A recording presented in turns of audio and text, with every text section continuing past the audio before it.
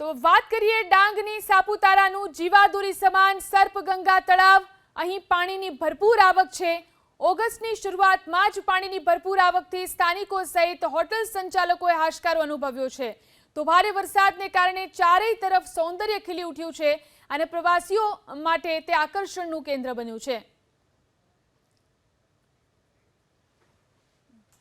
તો આ તરફ તાપીના ગ્રામ્ય વિસ્તારોની અંદર રોડ રસ્તા પ્રભાવિત થયા છે. વ્યારા તાલુકાનો 1 અને વાલોડ તાલુકાના 3 રસ્તા બંધ કરવામાં આવ્યા છે.